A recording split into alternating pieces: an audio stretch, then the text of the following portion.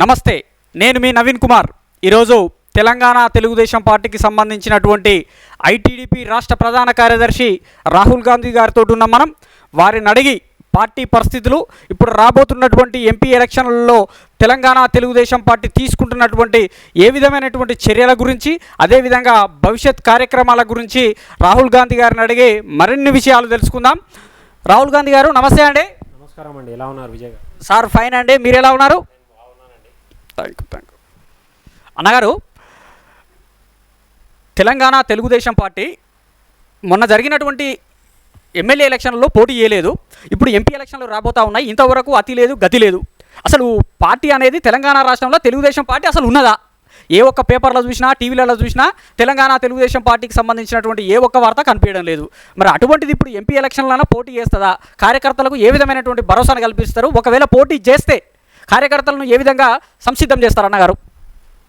పోయిన అసెంబ్లీ ఎలక్షన్స్లో ఆ పార్టీ ఎందుకు పోటీ చేయలేదు అనేది అందరికీ తెలుసు. అప్పుడు నారా చంద్రబాబు నాయుడు గారు అరెస్ట్ చేయడం జరిగింది. ఆయన ఫీల్డ్లో లేరు. సో ఎప్పుడైతే రాజు కానీ ఒక నాయకుడు ఫీల్డ్లో లేనప్పుడు సైన్యం పోటీ చేయలేదు. చేసినా కానీ గెలిచే పరిస్థితి ఉండదు. ఏమవుతుందంటే నారా చంద్రబాబు నాయుడు గారు అరెస్ట్ కాకపోయి ఉంటే, ఆయన కనుక బయట ఉండుంటే తెలంగాణలో చరిత్ర వేరే ఉంటుండే. కంపల్సరీ టీడీపీ పోటీ చేయబోతుండే. మాకున్న అంచనా పరంగా 18 నుంచి 20 సీట్లు మేము గెలుస్తుండే. తెలంగాణ తెలుగుదేశం పార్టీ 20 సీట్లు. ఎందుకంటే మీరు చూసి ఉండొచ్చు, చిన్న శాంపుల్ చెప్తాను. నేను ఐటీడీపీ విభాగం, ఒక చిన్న విభాగం తెలుగుదేశం పార్టీలో. పార్టీ అనేది చాలా పెద్ద సముద్రము. నారా చంద్రబాబు నాయుడు గారు అరెస్ట్ అయినప్పుడు విప్రో సర్కిల్ దగ్గర వీఆర్ విత్ సిబిఎన్ అని ఒక ప్రోగ్రామ్ పెట్టుకున్నాం. కేవలం 5 నుంచి 10 మంది అనుకున్నాము. అక్కడ వెళ్ళి ఒక పాంప్లెట్స్ తీసుకొని చంద్రబాబు నాయుడు గారికి ఐటీ ఉద్యోగులు సపోర్ట్ ఉందని చూపిద్దాం అనుకుని. మీరు చూసి ఉంటారు, 8,000 నుంచి 10,000 మంది అక్కడ జమ అయ్యారు. Which is intelligence report. నేను చెప్తుంది, మీరు చెప్తుంది కాదు. ఇది అన్ని ప్రెస్ మీడియాస్లో అన్నిట్లో లైవ్ వచ్చింది. ఇది ఎందుకు వచ్చింది అంటే తెలుగుదేశం కార్యకర్తలు గ్రౌండ్ నుంచి బయటకు వచ్చారు. వాళ్ళకి అర్థమైపోయింది, మా నాయకుడు కానీ, మా రాజు కానీ, మా సైనికుడు. ఎందుకంటే తెలుగువాడి సైనికుడే చంద్రబాబు. ఇవాళ తెలుగు వాళ్ళు 130 దేశాల్లో ఉన్నారు. ప్రతి యూఎస్లో కానీ, యూకేలో కానీ ఎక్కడైనా వాళ్ళు మంచి మంచి పొజిషన్స్లో ఉన్నారంటే ఆ టైంలో చంద్రబాబు నాయుడు గారు ఐటీ తెచ్చారు కాబట్టి, వాళ్ళు ఇక్కడ జాబ్ చేసి ఆ పొజిషన్స్లో వెళ్ళారు కాబట్టి వాళ్ళు సపోర్ట్కి వచ్చారు. సో ఆ టైంలో పార్టీ ఎలక్షన్ ఎందుకు పోటీ చేయలేదంటే, చంద్రబాబు నాయుడు గారు లేనప్పుడు పార్టీ ఇక్కడ పోటీ చేస్తే ఇంపాక్ట్ అంటూ ఉండదు. జనాల్లో నెగిటివ్, కార్యకర్తల్లో నెగిటివిటీ ఉంటుంది. సో మనం పోటీ చేసి ఓట్లు చీలగొట్టే బదులు మనకు కావాల్సింది ఏంది? దొరల పరిపాలన వెళ్ళిపోవాలనుకున్నాం, అది వెళ్ళిపోయింది. ఇది అందరికీ తెలుసు. తెలంగాణలో ఇవాళ ఏదైతే గవర్నమెంట్ వచ్చిందో అది కేవలం తెలుగుదేశం పార్టీ సపోర్ట్తోనే వచ్చింది. అది అందరికీ తెలుసు. లేకుంటే భారతదేశంలో ఆ రోజు 5 స్టేట్లలో ఎలక్షన్లు అయితే ఒక్క స్టేట్లోనే పార్టీ మారింది. మిగతా స్టేట్లలో అన్నింటిలో బీజేపీ వచ్చింది. ఎందుకు వచ్చింది? ఇక్కడ దొరల పరిపాలన ఎందుకు వెళ్ళిపోయిందంటే తెలుగుదేశం కార్యకర్తల వల్లనే. అది ఇంకోటి, తెలుగుదేశం పార్టీ కార్యకర్తలు ఉన్నారు. పార్టీ ఉందా లేదా అంటే ఎన్టీఆర్ ట్రస్ట్ భవన్ అట్లనే ఉంది, ఎన్టీఆర్ గారి విగ్రహం అట్లనే ఉంది, అక్కడ తెలుగుదేశం పార్టీ జెండా అట్లనే ఉంది. మన పార్టీ 42 ఇయర్స్ ప్రోగ్రాంలో కూడా ప్రతి నియోజకవర్గంలో తెలుగుదేశం పార్టీ జెండా ఎగిరేశారు. చిన్న చిన్న కార్యక్రమాలు జరుగుతున్నాయి. క్యాడర్ ఒకటి బయటికి ఎందుకు వస్తలేదు అంటే, ప్రజెంట్ ప్రెసిడెంట్ లేరు పార్టీకి. కాసాని జ్ఞానేశ్వర్ గారు మీకు తెలిసి ఉండొచ్చు, ఆయన ఎక్స్ ప్రెసిడెంట్ టీఆర్ఎస్లో వెళ్ళిపోయారు. సో ప్రజెంట్ ఇప్పుడు ఏపీ ఎలక్షన్స్ వచ్చాయి. సో మనకు ఫస్ట్ ఏపీ గెలిపించుకోవాలి. ఎందుకంటే తెలంగాణలో రెవెన్యూ వస్తుంది, డబ్బులు సంపాదన వస్తుంది, జనాలు బతుకుతున్నారు, గవర్నమెంట్ నడుస్తుంది, ప్రాబ్లం లేదు. ఏపీలో ఇప్పుడు ఆడ రాజధాని ఇష్యూ ఉంది, ఆడ పరిపాలన కరెక్ట్ లేదు జగన్మోహన్ రెడ్డిది. వాళ్ళకు గతి లేదు, కంపెనీస్ లేవు, ఐటీ కంపెనీస్ లేవు. ఇప్పుడు ఏపీ మీరు చూసి ఉంటే, ముందు ఏపీ అండ్ తెలంగాణ సపరేట్ అయినప్పుడు కూడా 2 పోటాపోటీ ఉండే టీడీపీ గవర్నమెంట్ ఉన్నప్పుడు. ఇప్పుడు మారిపోయింది. ఏపీ ఎక్కడనో బీహార్, యూపీ కన్నా లాస్ట్ వెళ్ళిపోతుంది. సో నారా చంద్రబాబు నాయుడు గారు, పవన్ కళ్యాణ్ గారు ప్లస్ ఇప్పుడు మోదీ గారు సపోర్ట్ కూడా వచ్చేసింది ఏపీలో. ముగ్గురు సంకల్పం తీసుకుని ఏపీని ఫస్ట్ డెవలప్ చేయాలి. జగన్మోహన్ రెడ్డి లాంటి పరిపాలకులన్నా బయటికి తీసుకొని వచ్చి దాన్ని ఒక మంచి దారి చూపిస్తే ఆటోమేటిక్ తెలంగాణలో పార్టీ సక్సెస్ అయిపోతుంది. మళ్ళీ నేను టీడీపీ కార్యకర్తలు అందరికీ చెప్తున్నా, ఎంపీ ఎలక్షన్స్లో మనం పోటీ చేస్తున్నామో లేదో ఇంకా కన్ఫర్మ్ కాలేదు. ఒకవేళ మనం పోటీ చేయకపోయినా ఇవాళ ఆంధ్రప్రదేశ్లో మన పార్టీకి ఎవరు సపోర్ట్ చేస్తున్నారు? జనసేన, బీజేపీ. సో మన సపోర్ట్ వాళ్ళకి ఇవ్వాలి మనం. ఎందుకంటే ఇవాళ టీడీపీ పార్టీ కష్టాల్లో ఉంది, దట్ ఈస్ ఫ్యాక్ట్.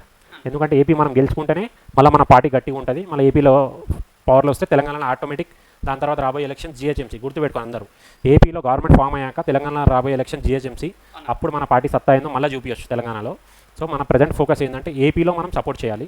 ప్లస్ తెలంగాణలో ఉన్న వాళ్ళు మన ఓటు కానీ, మన సపోర్ట్ కానీ, మన నాయకుడు నారా చంద్రబాబు నాయుడు గారికి ఎవరైతే సపోర్ట్ చేస్తున్నారో మనం వాళ్ళకే సపోర్ట్ చేయాలి. యాజ్ ఏ ఐటీడీపీ కార్యకర్త, తెలుగుదేశం కార్యకర్తగా ఇది నా పిలుపు. త్వరలోనే నాకు తెలిసి మన రాష్ట్ర పార్టీలో జనరల్ సెక్రటరీ కావచ్చు, మన కోర్ కమిటీ మెంబర్స్ కూడా ఇది చెప్తారు, మనం ఎవరు సపోర్ట్ చేయాలి అనేది గైడ్లైన్స్ అనేది వస్తుంది. అసెంబ్లీ ఎలక్షన్స్లో మనం ఎందుకు సైలెంట్ ఉన్నామంటే, సార్ అరెస్ట్ అయి ఉన్నారు. అప్పుడు మనం ఎవరికి సపోర్ట్ ఇవ్వలేదు. ఇండైరెక్ట్ కార్యకర్తలు ఎవరు చేయాలనుకున్నారో వాళ్ళ నియోజకవర్గంలో, ఈ నియోజకవర్గంలో ఈయన గెలిస్తే బాగుంటుంది అనుకుంటే వాళ్ళకి ఇచ్చారు. కొన్ని నియోజకవర్గాల్లో సైలెంట్ ఉండి కూడా మనం సైలెంట్ ఓటింగ్ చేశాం. ఇవాళ తెలంగాణలో గవర్నమెంట్ చేంజ్ అయిందంటే సైలెంట్ ఓటింగ్ వల్ల, ప్లస్ మహిళా ఓటింగ్. మళ్ళీ చెప్తున్నా, టీడీపీ కోర్ ఓటర్స్ మహిళలే. ఇప్పుడు ఏపీలో చూడండి, నారా చంద్రబాబు నాయుడు గారు ఏడా మీటింగ్ పెట్టినా, ఏ సభలకు వెళ్ళినా, పరిటాల సునీతమ్మ మొన్న మీటింగ్ చేశారు, నేను చూశాను. ఎక్కడ వెళ్ళినా మహిళలే ముందుకు వస్తున్నారు. ఎందుకంటే మహిళలకు చాలా ప్రాబ్లమ్స్ ఉన్నాయి. ఆ ప్రాబ్లంలు తీరాలంటే టీడీపీయే రావాలి. నా ఇప్పుడు మీరు అంటున్నారు కదా బాబు గారి అరెస్టు విషయంలో తెలంగాణ తెలుగుదేశం పార్టీ స్పందించిన విధానము ఎంతవరకు స్పందించిందన్న మీరు చెప్తున్నారు కదా, ఇప్పుడు మా పార్టీ బలంగా ఉందని చెప్తున్నారు కదా, మరి పార్టీ బలంగా ఉన్నప్పుడు బాబు గారి అరెస్టు విషయంలో తెలంగాణ తెలుగుదేశం పార్టీ నాయకత్వం ఎందుకు సరిగ్గా స్పందించలేదు? ఇప్పుడు ఐటీ సెక్టార్ మొత్తము బాబు గారు మొత్తం డెవలప్ చేసింది హైదరాబాద్ అని చెప్పుకుంటున్నారు. మరి అటువంటి హైదరాబాద్లో ఐటీ ఎంప్లాయీస్ చేశారు, ఇతరత్ర బాబు గారు అభిమానులు చేశారు. కానీ తెలంగాణ తెలుగుదేశం పార్టీ పక్షాన ఇక్కడ బాబు గారి అరెస్ట్ విషయంలో ఏ ఒక్కసారన్న రోడ్డు మీదకి వచ్చి నిరసన తెలిపేటువంటి కార్యక్రమం చేసిరా? ఎక్కడ ప్రాబ్లం జరిగింది అనేది చెప్పండి. అదేవిధంగా ఇప్పుడు మీరు ఐటీడీపీ ప్రధాన కార్యదర్శిగా ఉన్నారు కదా, అసలు తెలంగాణ తెలుగుదేశం పార్టీ చేసేటువంటి కార్యక్రమాలను మీరు ప్రజల్లోకి ఏ విధంగా తీసుకుపోతున్నారు? ఐటీడీపీ అనేది పేరుకు మాత్రమే ఉన్నది, ఇక్కడ ఎన్టీఆర్ భవన్ ఇక్కడే ఉన్నది, ఎన్టీఆర్ గారి విగ్రహం ఇక్కడనే ఉన్నది, కానీ ఆ భవన్లోకి వచ్చేటువంటి కార్యకర్తలు లేరు కదా. ఫస్ట్ కరెక్ట్ పాయింట్ అన్న. ఇప్పుడు ఐటీడీపీ విభాగంలో తాలికోట హరికృష్ణ గారు మన స్టేట్ ప్రెసిడెంట్. ఆయన విప్రో సర్కిల్ ఏదైతే ఇష్యూ జరిగిందో దాంట్లో ఏవన్ ఆయన ఫస్ట్ కంప్లైంట్ ఆయన పేరు మీదనే వచ్చింది. ఇంటెలిజెన్స్ వాళ్ళు ఆయనకు ఆల్మోస్ట్ 45 days దాకా ట్రాక్ చేశారు. ఎందుకంటే తెలంగాణ ఉద్యమం కేటీఆర్ గారే చెప్పారు, తెలంగాణ ఉద్యమం తర్వాత అందరికన్నా పెద్ద ఉద్యమం అదే జరిగింది. Without any call, without any, అంటే నాకు తెలిసి ఒక 10,000 రూపాయలు 5,000 రూపాయలు కూడా ఖర్చు కాలేదు ఎవరికి. ఓన్లీ పోస్టర్లు కొట్టిస్తేనే అంతమంది వచ్చారు, అంటే వితౌట్ మనీ జనాలు వచ్చారు, ఐటీ ఎంప్లాయీస్ వచ్చారు. తెలుగుదేశం పార్టీ కార్యకర్తలు ఎందుకు రాలేదంటే చాలా చోట్ల గల్లీలో జరిగిందన్న. మీరు కావాలంటే ఉప్పల్ కావచ్చు, షేర్లింగంపల్లి కావచ్చు, కుత్బుల్లాపూర్ కావచ్చు, కుక్కట్పల్లి కావచ్చు. కుక్కట్పల్లిలో కూడా సేమ్ డే ఆ రోజే నైట్ ధర్నా జరిగింది. ఆల్మోస్ట్ 2,000 మంది వచ్చారు. ప్లస్ మన హైదరాబాద్ కావచ్చు కొన్ని ప్రాంతాల్లో వచ్చారు, ప్లస్ ఏపీ మన ఖమ్మంలో వచ్చారు, మహబూబ్ నగర్లో, కొడంగల్లో కూడా జరిగింది. కొన్ని చోట్ల ప్రోగ్రామ్ జరిగింది కానీ ఇవి మీడియాలో హైలైట్ అవ్వట్లేదు. ఫ్రాంక్లీ చెప్తున్నా, ఇవాళ మీరు నా ఇంటర్వ్యూ తీసుకుంటున్నారు, ఈ విషయం కనుక బయట లీక్ అయింది అనుకోండి, ఆ టైంలో ఉన్న ప్రభుత్వం కానీ ఆ టైంలో ఉన్న కొంతమంది కోవట్లు మా పార్టీలో ఉన్నారు. నేను అదే చెప్తున్నాను, స్టిల్ ఇంకా కోవట్లు ఉన్నారు, ఇంకా పార్టీలో కొంతమంది అటు ఇటు చూసే వాళ్ళు ఉన్నారు, ఆఫర్ల కోసం వెయిట్ చేస్తున్నారు. ఆఫర్లు వచ్చిన వాళ్ళు వెళ్ళిపోయారు.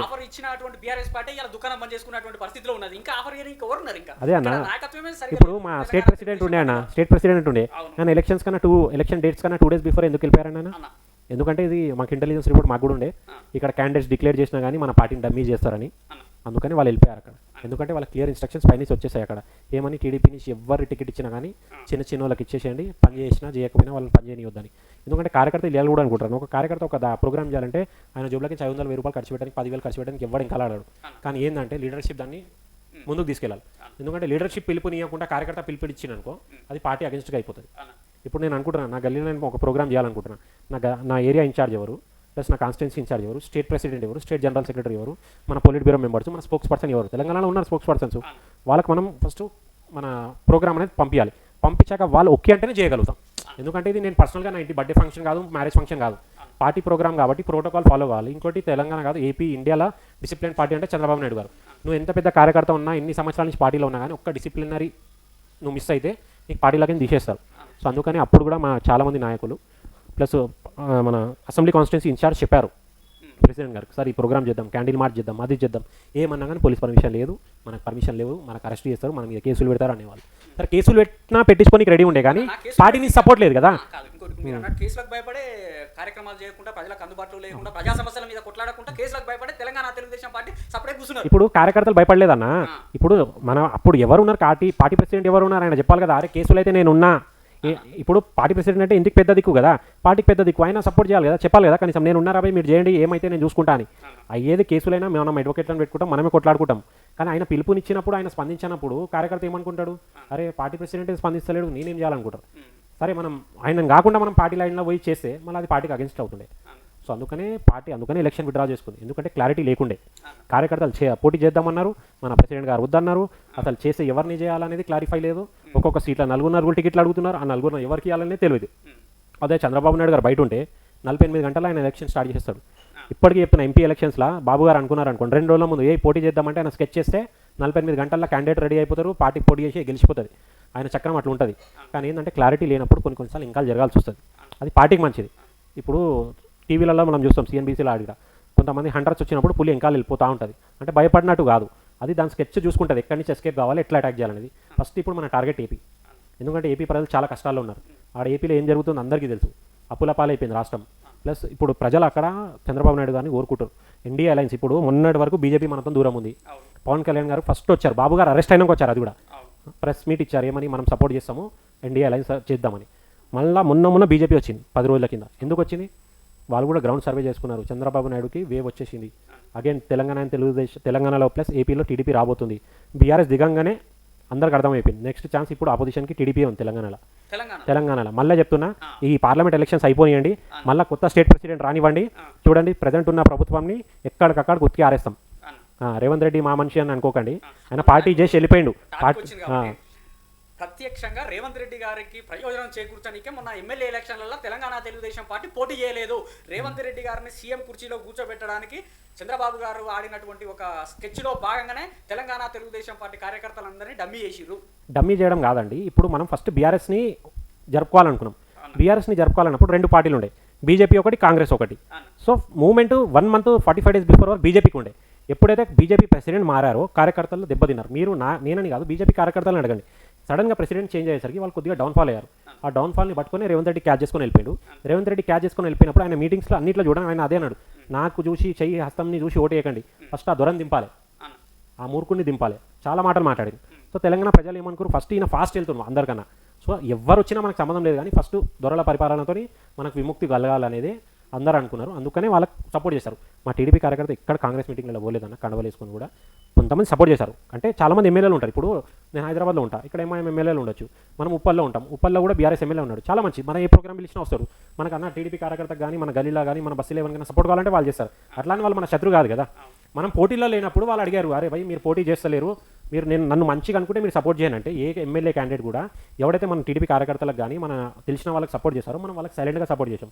సైలెంట్గా సపోర్ట్ చేసినామంటే పోయి ఓటేసినాం. ఎవరు టీడీపీ కార్యకర్త ఇప్పటివరకు డబ్బులు అడగలేదు. మీరు ఏ ఎమ్మెల్యే కానీ వెళ్ళండి, బీఆర్ఎస్ ఎమ్మెల్యే కానీ కాంగ్రెస్ కానీ ఎంఐ 3 మెయిన్ పార్టీలు, బీజేపీలు కూడా. ఈవెన్ కుక్కట్పల్లిలో జనసేన డిపాజిట్ వచ్చింది, ఇక్కడ రాలేదు. ఎందుకు వచ్చిందండి? టీడీపీ వాళ్ళు నందమూరి సుహాసిని గారు కావచ్చు, నందమూరి సుహాసిని యువసేన కావచ్చు, అక్కడ ఉన్న టీడీపీ కార్యకర్తలు అందరూ కలిసి జనసేన క్యాండిడేట్కి సపోర్ట్ చేస్తేనే డిపాజిట్లు వచ్చినాయి. అక్కడ ఈవెన్ పోలింగ్ బూతులు కూడా మన టీడీపీ కార్యకర్తలే వేసుకొని బూత్ వైజ్ గల్లీ తిరిగి వాళ్ళు ఓటు వేయించారు. కొన్ని చోట్ల కూడా ఇంకా జనసేనకు వస్తుండే కానీ కోఆర్డినేషన్లో మిస్టేక్ అయింది.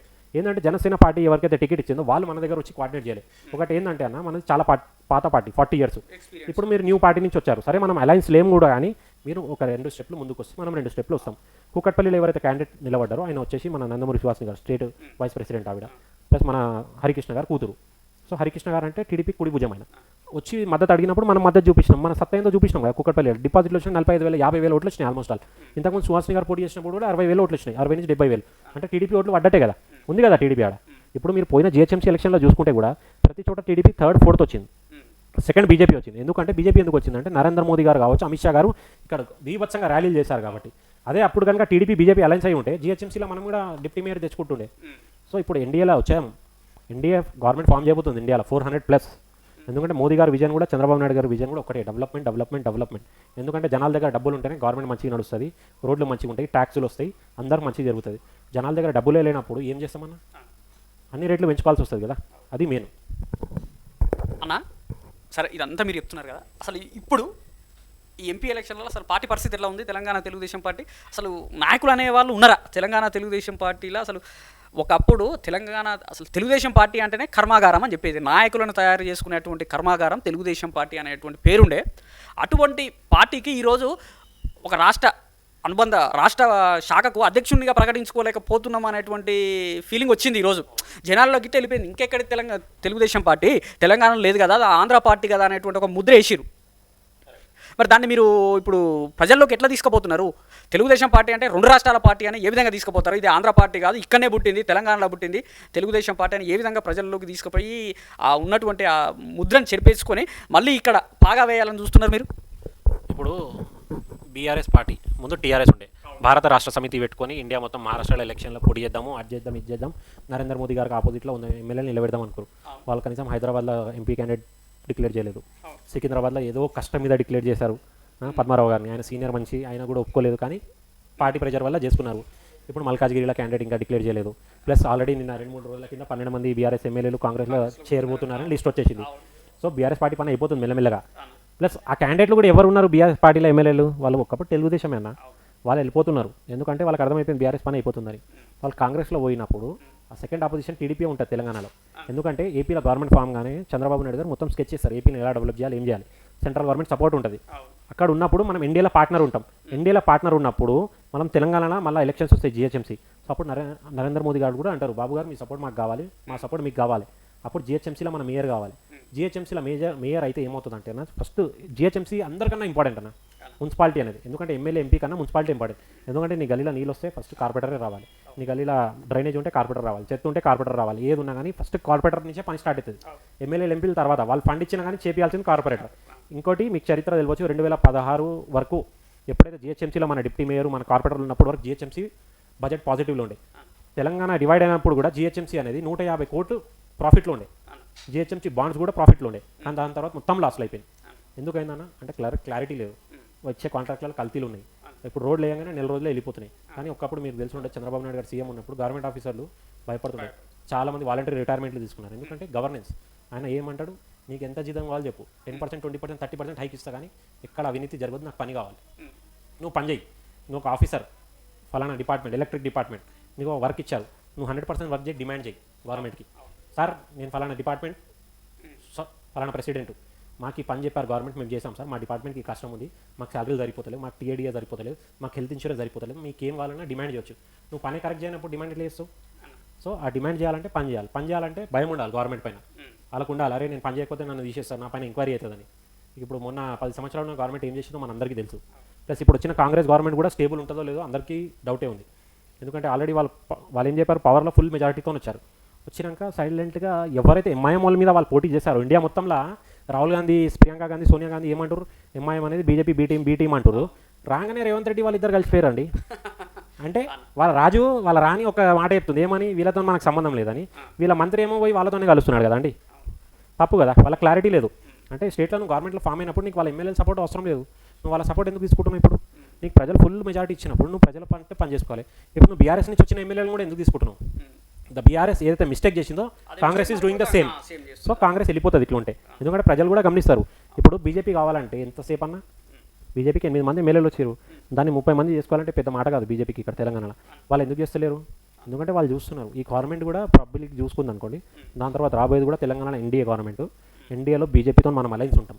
ఎందుకంటే ఫస్ట్ టైం ఒకసారి మనం సపరేట్ జరిగినప్పుడు బాబు గారు చూసుకున్నారు, ఏంటంటే నరేంద్ర మోదీ గారు విజన్ కూడా కరెక్ట్ ఉంది, నాది కూడా కరెక్ట్ ఉంది, మనం ఇద్దరం సపరేట్ అయినప్పుడు ప్రజల క్లాస్ అవుతుంది. మొన్న అసెంబ్లీ ఎలక్షన్స్లో కూడా బీజేపీ టీడీపీ అలయన్స్ ఉంటుండే, ఇక్కడ మన సీఎం ఉండకపోతుండే, compulsory BJP CM TDP deputy CM ఉంటుండే, ఆర్ఎస్ TDP CM BJP deputy CM ఉంటుండే. సో కొన్ని మిస్టేక్స్ జరిగినాయి, అది ఫ్యాక్ట్ కార్యకర్త మనకు కూడా తెలుసు, పార్టీలో ఎవరిని అడిగినా తెలుసు.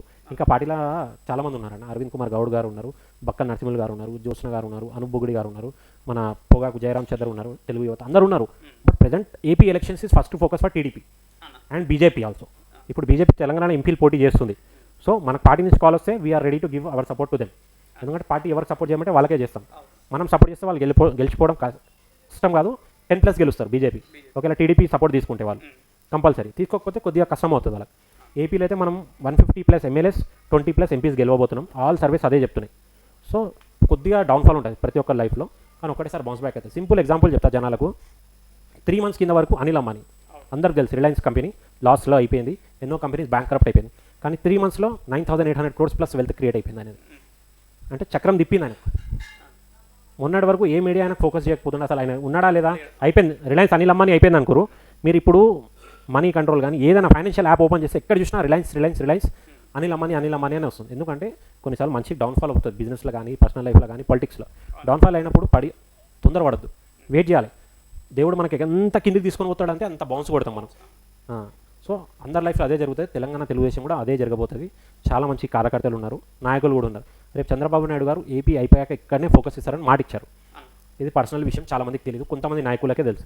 నేను ఒక్కటే మాట అన్నాను, ఫస్ట్ ఆంధ్ర ప్రజలకు నేను మాట ఇవ్వాలి. ఎందుకంటే వాళ్ళకి రాజధాని కన్ఫర్మ్ లేదు, అక్కడ పరిస్థితులు బాగాలేవు, రైతులకు సపోర్ట్ లేదు, డెవలప్మెంట్ లేదు, ఇండస్ట్రీస్ లేవు. ఫస్ట్ అది నేను సెట్ చేసుకున్నాను అనుకోండి, హైదరాబాద్ మంచిగా నడుస్తుంది. సో హైదరాబాద్ బ్లూ ప్రింట్ ఆయన ప్రింట్ చేశాక మొత్తం ఫోకస్ తెలంగాణ పైనే ఉంటుంది. అప్పుడు ఆటోమేటిక్ పార్టీకి సపోర్ట్ వస్తుంది, మంచి ప్రెసిడెంట్ వస్తాడు. ప్రెసిడెంట్ ఒక్కైనా మంచిగా వచ్చేస్తే చాలన్న, కార్యకర్తలు వాళ్ళంతా వాళ్ళు పనిచేసుకుని వెళ్ళిపోతారు. ఇంకోటి బీఆర్ఎస్ డౌన్ అయిపోతుంది కాబట్టి అందరు మన టీడీపీ కార్యకర్తలు ఎవరైతే వెళ్ళిపోయినారో వాళ్ళు రిటర్న్ బ్యాక్ అయిపోతారు. ఎందుకంటే వాళ్ళకి గెలిచిపోతుంది. చంద్రబాబు నాయుడు గారు ఇక్కడ ఫోకస్ పెడుతారంటే మన పొలిటికల్ చక్రం మొత్తం ఇక్కడనే ఉండబోతుంది. ఇంకోటి నరేంద్ర మోదీ గారు ఇప్పుడు రాష్ట్రంలో కానీ దేశంలో వచ్చేసారు కాబట్టి మనకు సపోర్ట్లో అది చాలా అడ్వాంటేజ్ మనకి. అప్పుడు మనకి ఏ ఫండ్స్ కావాలన్నా ఏది కావాలన్నా ఈజీగా మనకు సపోర్ట్ అవుతుంది. ఎందుకంటే సెంట్రల్ సపోర్ట్ ఉంటే మనకి ఫండ్స్ కావచ్చు, ఏవియేషన్ ఇండస్ట్రీస్ కావచ్చు, ఐటీ ఇండస్ట్రీస్లో ఏ పర్మిషన్స్ కావాలో ఇమీడియట్ వచ్చేస్తుంది. మళ్ళీ నేను ఆంధ్ర ప్రజలకు కూడా చెప్తున్నా, మన ప్రభుత్వం రాగానే, ఎన్డీఏ ప్రభుత్వం ఆంధ్రప్రదేశ్లో రాగానే సంవత్సరంలో పోలవరం వచ్చేస్తుంది. అక్కడ ఒక్కటే సంవత్సరంలో నేను గట్టిగా చెప్తున్నాను. ఎందుకంటే చంద్రబాబు నాయుడు గారు ఆల్రెడీ 79% వర్క్ చేశారు. జగన్మోహన్ రెడ్డి ఓన్లీ 1 or 1.5% చేసిండు 1% చేసిండు. అది 80 అయింది. 80 నుంచి 100 చేయాలంటే చంద్రబాబు నాయుడు గారే చేయగలుగుతారు, 1 yearలో చేయగలుగుతారు. అది నాకు తెలుసు, ఎందుకంటే మా నాయకుడు స్పీడ్ తెలుసు నాకు. ఆయన పాదయాత్ర చేయమంటే యాదగిరిగుట్ట ఇట్లా ఎక్కేసి దిగిపోతాడు ఈ వయసులో కూడా. కొంతమంది ఎక్కలేరు, ఆయన ఫిట్నెస్ మనకు తెలుసు. సో కొద్దిగా విజనరీ పర్సన్. ఏపీ ప్రజలు కావచ్చు, తెలంగాణలో ఉన్న ఆంధ్ర ప్రజలు కూడా ఫోకస్ పెట్టారనుకోండి, మనం ఏపీ గెలిపించుకున్నాక తెలంగాణ ఫుల్ ఫామ్లో వస్తాం. రాహుల్ గారు, ఇప్పుడు ఏపీలో ఎన్డీఏలో భాగస్వామిగా చేరినాం. మరి ఇక్కడ తెలంగాణ తెలుగుదేశం పార్టీ యొక్క కార్యకర్తల పరిస్థితి ఏంది? ఇక్కడ మరి బీజేపీ తోటి అలవెన్స్లో ఉన్నదా లేదా? మరి కార్యకర్తల ఏంది పరిస్థితి? ఇప్పుడు ఒఫీషియల్ డిక్లరేషన్ మనకి ఇంకా రాలేదన్న. సో నాకు తెలిసి త్వరలో, అంటే ఇప్పుడు రంజాన్ పండుగ ఉంది, శ్రీరామనవమి ఉంది, ఇంకా నామినేషన్స్ కూడా స్టార్ట్ కాలేదు. సో మనకి 18th నుంచి 25th వరకు నామినేషన్ డేట్స్ అనుకుంటా. ఆ లోపు మన తెలంగాణ స్టేట్ జనరల్ సెక్రటరీ కావచ్చు, తెలంగాణ వైస్ ప్రెసిడెంట్ ఎవరైతే ఉన్నారో, ప్లస్ మన లోకేష్ గారు కావచ్చు, చంద్రబాబు నాయుడు గారు ఏదో ఒక పిలిపిస్తారు. ఎందుకంటే అసెంబ్లీ ఎలక్షన్స్లో మనం అప్పుడు బాబు గారు అరెస్ట్ అయినారు కాబట్టి మనం ఎవరికి సపోర్ట్ ప్రకటించలేదు. ఎందుకంటే మనకు తెలియదు అప్పుడు ఎవరికి మనం సపోర్ట్ చేస్తే రాష్ట్రంలో ఎవరికి బెనిఫిట్ అవుతుంది అనేది. కానీ కూడా కార్యకర్తలు జిల్లా వైజ్ కావచ్చు, కాన్స్టిట్యున్సీ వైజ్ వాళ్ళు ఎవరు సపోర్ట్ చేయాలనుకున్నారు చేసుకున్నారు. సో నాకు తెలిసి ఇప్పుడు మనం ఇండియాలో అలయన్స్ అయినాం కాబట్టి తెలంగాణలో కూడా జనసేన అయితే పోటీ చేస్తలేదు ఎంపీ. నాకు తెలిసి అయితే ఇక్కడ చేసిన బీజేపీ చేస్తుంది. సో మనం బీజేపీకే సపోర్ట్ ఇవ్వాలని నేను అనుకుంటున్నాను. కానీ పార్టీ పిలుపు పైన ఉంటుంది, ఎందుకంటే పార్టీ యొక్క పిలుపునిచ్చినప్పుడు చేయాలి. అదే తెలుగుదేశం కార్యకర్తగా నేను ఇది ఎందుకు అనుకుంటున్నాను అంటే, ఇప్పుడు ఏపీలో టీడీపీ కష్టాల్లో ఉంది, ఏపీ ప్రజలు కష్టాల్లో ఉన్నప్పుడు నరేంద్ర మోదీ గారు ఒక మెట్టు దిగేసి వచ్చి ఇండియాలో అలయన్స్ అయిపోయారు. వాళ్ళు ఎక్కువ ఏం సీట్లు కూడా డిమాండ్ చేయలేదు. ఒక 10 ఎమ్మెల్యేలు నాకు తెలిసి 5-6 ఎంపీలు అడిగారు. సో వాళ్ళు భారతదేశంలో నెంబర్ 1 పార్టీ, 22 స్టేట్స్లో ఉన్న పార్టీ కూడా మనకే ఫస్ట్ ప్రిఫరెన్స్ ఇచ్చింది. మనకే గవర్నమెంట్ ఫామ్ చేసి సీఎం కూడా టీడీపీనే చేసుకోమన్నదంటే, సో తెలంగాణలో యాజ్ అ కార్యకర్తగా పర్సనల్గా నేనైతే వాళ్ళకి కూడా సపోర్ట్ చేయాలనుకుంటున్నాను. ప్లస్ పార్టీ కూడా అదే పిలుపునిస్తుందని నాకు తెలుసు. ఎందుకంటే ఇప్పుడు ఏపీలో టీడీపీ బీజేపీ అలయన్స్ ఉండి ఇక్కడ కాంగ్రెస్కి కానీ బీఆర్ఎస్కి సపోర్ట్ చేయదన్న, అది బేసిక్స్ అందరికీ తెలుసు. ఎందుకంటే మనం ఇండియా అలయన్స్ గట్టి లేదు, అక్కడ ఉన్న పార్టీలు వాళ్ళే కొట్టుకున్నారు. ఇంకోటి తెలంగాణ కాంగ్రెస్, ఢిల్లీ కాంగ్రెస్లో చాలా డిఫరెన్సెస్ ఉన్నాయి. ఢిల్లీ కాంగ్రెస్ ఏమో ఎంఐఎం వాళ్ళతో మాకు అలయన్స్ లేదంటది, ఎంఐఎంలో మాకు ఆపోజిషన్ అంటది. మన తెలంగాణ కాంగ్రెస్ ఏమో వాళ్ళనే కుడి భుజం లెక్క పెట్టుకొని వెనకాల ముందు తిప్పుకుంటున్నారు. సో వాళ్ళ కన్ఫ్యూజన్ ఉంది, పబ్లిక్లో క్లారిటీ లేదు. సో టీడీపీ కార్యకర్తగా నేను క్లియర్ కట్ క్లారిటీ ఇస్తున్నా, we are part of NDA, TDP is part of NDA. ఆడ అలయన్స్ అయినప్పుడు Andhra Telugu Desam party is part of India అనలేదు, Telugu Desam party is part of India అన్నారు. సో తెలుగుదేశం పార్టీ అంటే మన తెలంగాణ పార్టీ కూడా ఉంది. సో మనం ఎన్డీఏ వాళ్ళకి సపోర్ట్ చేయాలని నేను అనుకుంటున్నాను. త్వరలోనే మన పార్టీ కూడా పిలుపునిస్తుంది ఇది. ఎందుకంటే మనం బీజేపీకి సపోర్ట్ చేస్తేనే గవర్నమెంట్ ఇండియాలో ఫామ్ అయితే మనకు తెలంగాణ రాష్ట్రం కావచ్చు, ఆంధ్రప్రదేశ్ రాష్ట్రానికి ఈజీగా ఫండ్స్ వస్తాయి, ప్రాజెక్ట్స్ వస్తాయి, ఏ గవర్నమెంట్ వరకు ఉన్నా చాలా ఫాస్ట్ అయిపోతుంది మనకు. ప్లస్ అప్పుడు మన తెలుగుదేశం పార్టీ ఎంపీస్ ఇక్కడ పోటీ చేయకపోయినా కానీ మనం బీజేపీ పార్టీ ఎంపీస్కి సపోర్ట్ చేస్తే కూడా తెలుగుదేశం కార్యకర్తలు కావచ్చు, లేకుంటే మన పబ్లిక్ ఎవరైతే టీడీపీ సపోర్ట్ చేసే పబ్లిక్ కూడా మనం ఏ పనులున్నా వాళ్ళ ద్వారా చేయించుకోవచ్చు. తెలంగాణ రాష్ట్రంలో గత ప్రభుత్వం చేసినటువంటి అరాచకాల మీద, లిక్కర్ స్కామ్ కావచ్చు, ఫోన్ ట్యాపింగ్ కావచ్చు, ఏందన్న అసలు లిక్కర్ స్కామ్లో కవిత ఇన్వాల్వ్మెంట్ ఉండడము, ఢిల్లీ ముఖ్యమంత్రి అరవింద్ కేజ్రీవాల్ పాత్ర ఉందని ఈడీ అరెస్ట్ చేయడం, అసలు ఇవన్నీ ఎటువంటి పరిణామాలు ఎక్కడ దారి తీస్తూ ఉన్నది? స్కామ్ అనేది ఏముంటుండే అంటే, ఒకప్పుడు మనం చూస్తుండే ఏదంటే భూమి కబ్జా చేసుకోవడము, ల్యాండ్ స్కామ్ కానీ, ఇసుక మాఫియా కానీ, ఏదో చిన్న గవర్నమెంట్ ప్రాజెక్టులలో అక్కడ స్కామ్ జరుగుతుండే, బిల్డింగ్ కట్టడంలో కానీ, ప్రాజెక్ట్ కట్టడంలో. కానీ ప్రపంచంలో జరగని స్కామ్, దేశంలో జరగని స్కామ్, సరే చేసింది కూడా ఒక మహిళ సీఎం కూతురు, లిక్కర్ స్కామ్. ఏందమ్మా లిక్కర్ స్కామ్ ఏంది? ఏదో డూప్లికేట్ లిక్కర్ చేయడం కావచ్చు, లేకపోతే ఏదైనా అంటే తెలంగాణలో కూడా చేయలేదు, మళ్ళీ పోయి ఎక్కడనో ఢిల్లీలో చేసేది. ప్లస్ పాపం అరవింద్ కేజ్రీవాల్ వచ్చింది గవర్నమెంట్, అసలు పబ్లిక్ ఎందుకు వేసింది? యాంటీ కరప్షన్ గవర్నమెంట్ చేస్తా అంటే ఆయనకు గవర్నమెంట్ ఫామ్ అయింది 2 సార్లు. ఆయన డిప్యూటీ సీఎం జైల్లో ఉన్నాడు, హోమ్ మినిస్టర్ జైల్లో ఉన్నారు, ఇంకా ఎంతోమంది మినిస్టర్ల పైన సిబిఐ కేసులు నడుస్తున్నాయి. ఆయన ఏమైనా అంటాడంటే, అరే ఈడీ నాకు కావాలని జైలు వేస్తుందంట. నీకు ఎందుకు జైలు వేస్తారు భయ్? ఇప్పుడు లా అనేది అందరికీ సేమ్, అరవింద్ కేజ్రీవాల్కి కూడా సేమ్, మనకు కూడా సేమ్. ఇప్పుడు లా వన్ సైడ్ బీజేపీకి సపోర్ట్ చేస్తుందంటే మన వాళ్ళ ఎంపీకి మళ్ళీ బెయిల్ ఎట్లా వచ్చిందన్న? ప్లస్ వీళ్ళు ఏమంటున్నారు, ఇంకో హైలైట్, ఇండియా అలయన్స్ ఏదైతే ఉంటుందో ఈవీఎంలో బటన్ వస్తే బీజేపీకి ఓట్లు పడుతున్నాయి అంటే, మన ఒక 2 స్టేట్లలో కాంగ్రెస్ కూడా గెలిచింది, తెలంగాణలో కాంగ్రెస్ గెలిచింది మళ్ళీ. అంటే ఈడ బటన్లు పనిచేయలేదా ఈవీఎంలో? అంటే మన సైంటిఫిక్ ప్రాబ్లం అయ్యేదా ఈవీఎంలో? కాలేదు కదా. జనాలు ఎవరికి ఓటేస్తే వాళ్ళకే ఇస్తుంది. కొన్నిసార్లు సరే ఒక ఏరియాలో ఉండొచ్చు, ఒక ఏరియాలో ఒక కార్యకర్త గట్టిగా ఉండొచ్చు, ఒక నాయకుడు గట్టిగా ఉంటే ఆడ 1 సైడ్ 2 సైడ్స్ నడవచ్చు, కొన్ని కోట్ల ఆటలు అయితే, కొన్ని ఓట్లు అటు ఇటు అవుతాయి, అంతేగాని భారతదేశం మొత్తంలో కాదు. ప్లస్ ఆల్రెడీ ఈవీఎంస్ టెస్టింగ్కి మన సుప్రీంకోర్టు ఆర్డర్ వచ్చినా కానీ మన ఎలక్షన్ కమిషన్, నేను ఒక వెబ్సైట్లో చూసినా, వాళ్ళు ఆల్రెడీ ఈవీఎంస్ టెస్టింగ్స్ రికార్డింగ్ చేసి స్లిప్స్ ఏవైతే రికార్డ్ అవుతాయో అవి కూడా పంపించారు. సో ఇవన్నీ ఈవీఎంలో బటన్ వస్తుంది అదవుతుంది, ఈ బటన్ వస్తుంది బీజేపీకి వస్తుంది, ఆ బటన్ వస్తుంది టీడీపీకి వస్తుందంటే, మన పోయిన ఎలక్షన్స్లో మళ్ళీ ఏపీలో జగన్మోహన్ రెడ్డి ఇట్లా గెలిచినా 151 అంటే అక్కడ ట్యాపింగ్ చేయించుకున్నట్టేనా, ఏదో చిప్పులు పెట్టినా అంతే కదా మళ్ళీ. ఇప్పుడు ఎందుకంటే ఒక్క చోట తప్పు జరిగితే అన్ని చోట్ల జరుగుతుంది, ఏదో ఈ గల్లీలో నేను బటన్ వేస్తా, ఆ గల్లీలో బటన్ అని ఉండదు. సో అవన్నీ ఫేక్ మోడల్. జనాలు ఏంటంటే ఒక్కటే చూస్తున్నారన్న, ఫస్ట్ ఇప్పుడు జనాలకు కావాల్సిన 3: హెల్త్, వెల్త్, ఎడ్యుకేషన్. హెల్త్ బాగుందనుకోండి ఆటోమేటిక్గా ఆడు కష్టపడతాడు, డబ్బులు సంపాదించుకుంటాడు. ఎడ్యుకేషన్ బాగుందనుకోండి ఆటోమేటిక్గా రూపాయి ఇచ్చే జాబ్కి 10 రూపాయలు వస్తుంది ఎడ్యుకేషన్ గట్టిగా ఉంటే, ఎందుకంటే నాలెడ్జ్ పెరుగుతుంది. సో ఇవన్నీ 3 కావాలంటే ప్రజెంట్ ఎన్డీఏ గవర్నమెంట్ ఏదైతే ఇండియాలో రాబోతుందో ఎన్డీఏ గవర్నమెంట్కి సపోర్ట్ చేయాలి. ఎందుకంటే ఎన్డీఏ గవర్నమెంట్ వచ్చాక వరల్డ్ వైడ్గా మనం చూసిన ఏ కంట్రీలో కానీ మన ప్రైమ్ మినిస్టర్ గారు వెళ్ళినప్పుడు అక్కడి నుంచి మనకు ప్రాజెక్ట్స్ వస్తున్నాయి, బిజినెస్ వస్తుంది, రెస్పాన్స్ బాగుంది. ప్లస్ రష్యా యుక్రెయిన్ వార్లో కూడా మనం చూసాం, ఇండియా ఒక మాట చెప్తే ఎన్నో గంటలు వార్ ఆపేశారు. అసలు ప్రపంచంలో ఎప్పుడు జరగలేదు. యుఎస్ చెప్పినా కానీ రష్యా వాడు ఆగాడు, పుతిన్. అటువంటిది భారతదేశం ఒక మాట చెప్తే వార్ ఆగింది. చాలామంది భారతీయులు బయటకు వచ్చారు, పాకిస్తాన్ వాళ్ళు కూడా మనం బయటకు తీసుకొని వచ్చినాం. అది మీడియా చూపించింది, ఏదో మనం డబ్బులు ఇచ్చి పెట్టుకున్న న్యూస్ కాదు, వరల్డ్ వైడ్ మీడియా చెప్పింది. ఇంకోటి తెలియవచ్చు, మనకు ఒకప్పుడు మనం పెట్రోల్ అంతా అరబ్ కంట్రీస్ పైన డిపెండ్ అవుతుండే, కానీ ఇప్పుడు అట్లా కాకుండా యూరోపియన్ కంట్రీస్ నుంచి మనకు బిజినెస్ బాగా వస్తుంది. ఇండియా ఇంపోర్ట్ ప్లస్ ఎక్స్పోర్ట్ పెరుగుతుంది ఇండియా లెవెల్లో, ఇండియన్ రూపీ వాల్యూ పెరుగుతుంది. ఇప్పుడు చాలామంది నాలెడ్జ్ ఉన్న వాళ్ళు తెలుసుకోవచ్చు, మన నిఫ్టీ, బ్యాంక్ నిఫ్టీ ఇండెక్స్ ఏదైతే స్టాక్ మార్కెట్ ఉందో అది చాలా పెరుగుతుంది. మనం 5th ఎకనామీ అయినాము, ఇండియన్ రూపీ స్ట్రాంగ్ అవుతుంది, మనం 3rd ఎకనామీ రాబోతున్నాం, 5 ట్రిలియన్. ఇవన్నీ ఎందుకు పెరుగుతుందంటే మనకు ఇంపోర్ట్ ఎక్స్పోర్ట్ ఎప్పుడైతే మూవ్మెంట్ అవుతుందో మన దేశంలో రెడీమేడ్ అయిన ప్రోడక్ట్ బయట దేశానికి పోతే మనకు డబ్బులు ఎక్కువ వస్తాయి. ఇప్పుడు యాపిల్ ఫోన్ ఒకప్పుడు యూఎస్, చైనాలో మ్యానుఫ్యాక్చరింగ్ అవుతుంది, ఇప్పుడు ఇండియాలో అవుతుంది. ఇవన్నీ ఎందుకు అవుతుందంటే క్లియర్ గవర్నమెంట్స్, మంచి స్కిల్ ఉన్న పర్సన్స్ ఇండియాలో ఉన్నారు కాబట్టి ఇవన్నీ అవుతున్నాయి. అన్న ఇది ఫోన్ ట్యాపింగ్ యాజ్ ఎ మీరు అడ్వకేట్గా ఏదైతే మనకు రాజ్యాంగం కల్పించినటువంటి వ్యక్తిగత స్వేచ్ఛకు సంబంధించినటువంటి హక్కును భంగం కలిగించే విధంగా భార్యాభర్తల ఫోన్లు, రాజకీయ ప్రముఖులై, సినీ ప్రముఖులై, వ్యాపార ప్రముఖులకు సంబంధించినటువంటి వ్యక్తిగత ఫోన్లతో పాటుగా భార్యాభర్తల ఫోన్లు ఇట్లా ట్యాప్ చేసి వారి యొక్క రహస్యాలను ఈ విధంగా చేయడం వల్ల ఫోన్ ట్యాపింగ్ అనేటువంటి అంశం ఇప్పుడు దేశవ్యాప్తంగా చర్చనీయాంశంగా మారింది. ఏమంటారు దాని మీద? అసలు ఫోన్ ట్యాపింగ్ అంశంలో ఎవరు హస్తం ఉందని మీరు భావిస్తున్నారు? ఈ రాబోయేటువంటి ఫ్యూచర్లో ఏ విధంగా ఇది చర్య జరుగుతుంది ఈ ఫోన్ ట్యాపింగ్ అనేటువంటి అంశం? ఫోన్ ట్యాపింగ్ అనేది ఒక చిన్న టాపిక్ అన్నది, అది గవర్నమెంట్ చేస్తుందో పోలీస్ డిపార్ట్మెంట్ చేస్తున్నారో వేరే విషయం. కానీ ఇప్పటి నుంచి అయితే స్మార్ట్ ఫోన్స్ వచ్చాయో మన బ్యాంకింగ్ కావచ్చు, ప్రైవేట్ యాప్స్ కావచ్చు, అంటే మన జీవితం మొత్తం ఫోన్లో వచ్చేసింది. ఫోన్ లేకుండా మనం బతకలేకపోతున్నాము. ప్లస్ దాంట్లో మనం ఏదో ఆఫర్స్ వస్తాయన్న, for example please click on this link you will get 50 rupees offer వస్తుంది. మనం ఏదో 50 రూపాయల కకృతి పడి మనం ఫిల్ ఇన్ ద ఫామ్ అని వస్తుంది, దాంట్లో అన్ని డీటెయిల్స్ ఇచ్చేస్తాం, ఆ డీటెయిల్స్ లీక్ అవుతున్నాయి. రీసెంట్లీ నాకు కూడా ఒకసారి అట్లా జరిగింది, 2000 రూపాయలు నేను లాస్ అయిపోయినా. సో ఇది ఏంటంటే డేటా ప్రైవసీ అనేది పెద్ద బిజినెస్ అన్న. నాకున్న నాలెడ్జ్ పరంగా లీగల్గా మేము ఎన్నో కేసులు కోట్లలో చూస్తున్నాం కూడా. 50,000 crores ప్లస్ బిజినెస్ ఇది. అంటే ఒక మంచి ఇన్ఫర్మేషన్ అమ్మేస్తున్నారు బయట. ఇప్పుడు మీకు తెలిసి ఉండొచ్చు, మీకు రోజు 10 ఫోన్లు వస్తాయి, 2 కాల్స్ వస్తాయి, సార్ నేను ఫలానా బ్యాంక్ నుంచి కాల్ చేస్తున్నాను, మీకు ఈ లోన్ ఆఫర్ ఉందని. అంటే మీ బ్యాంక్ అకౌంట్ వాళ్ళకి ఎట్లా తెలుస్తుంది ఆఫర్ ఉందని? సరే వాళ్ళకి అడిగినప్పుడు మీది ఆఫీస్ ఏడా అంటే నాది ఫలానా ఏరియా అంటారు. నా బ్రాంచ్ కూకట్పల్లిలో ఉంటే నాకు తెలిసిన వాళ్ళు ఎట్లా ఫోన్ చేస్తారు? వాళ్ళకి ఎట్లా తెలుసు నా అకౌంట్ ఎస్బీఐ బ్యాంక్లో ఉందో, XYZ బ్యాంక్లో ఉందని? సో ఇవంతా ఏంటంటే డేటా లీకేజ్. దీనిపైన ఇండియన్ గవర్నమెంట్ చాలా స్ట్రిక్ట్ యాక్షన్స్ తీసుకోవాలి.